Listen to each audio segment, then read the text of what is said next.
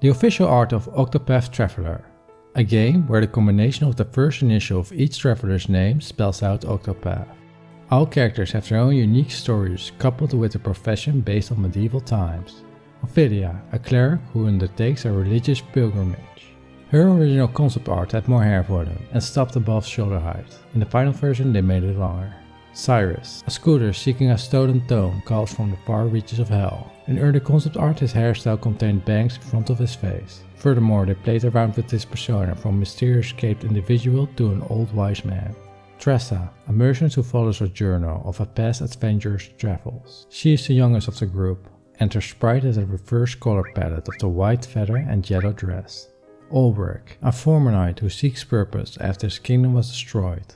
At 35 he is the oldest of the group and his last name Eisenberg is a nod to a region in Bravely Default. Primrose, a dancer seeking revenge against a criminal organization that murdered her father. She has green eyes in her sprite, conflicting with the brown color in the art. Elvin, a traveling apothecary inspired to take up his trade after being saved from a terminal disease. He is the youngest male of the group and an early concept design suggested he carried a stubble, but it was scrapped. Tyrion, a thief tasked by a noble family to recover a set of dragonstones belonging to them. There are inconsistencies between the in-game sprite and the official artwork regarding the placement of the fool's bangle and which eye is covered by his hair. Hannah, a hunter tracking down her mentor who was hunting a beast named Red Eye. She is the oldest female traveler and her sprite shows her having red clothes. These type of changes are made to give characters a better outline on the overworld map. This also applies for Lynn, who misses the feather on the tail. So when I was looking at the art, I saw this particular illustration and it reminded me of this piece from Bravely's second end layer. Then I came across this as a cameo in this drawing, and so I had to check.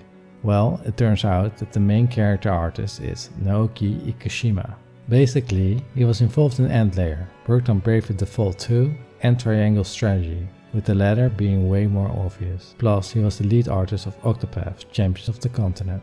The mediums used between the illustrations changed because together with his colleague, they varied between pastel, color markers and paint. That said, the overall tone is relatively the same.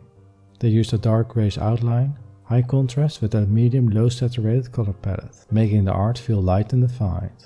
In addition, the color palette's range creates an elegant and peaceful vibe overall. One of the major strengths of Ikushima's sketchy art style is the perfect integration of the background art in his pieces. Most artists specialize either in character or background art. Here he manages to get them on the same level and make a compelling scene.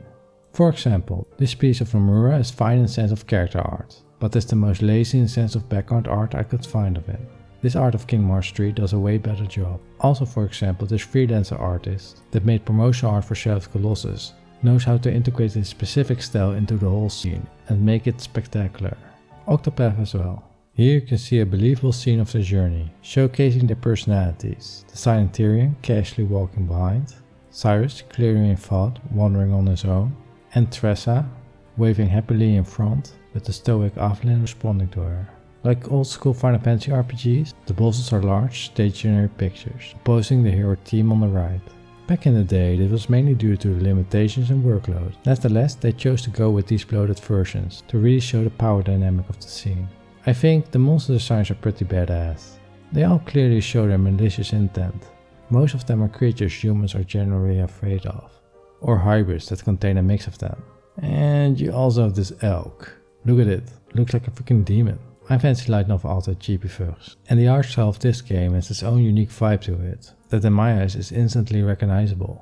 This aside, the 2D 3D pixel design is gorgeous and should be implemented into a remake of Chrono Trigger and Final Fantasy VI.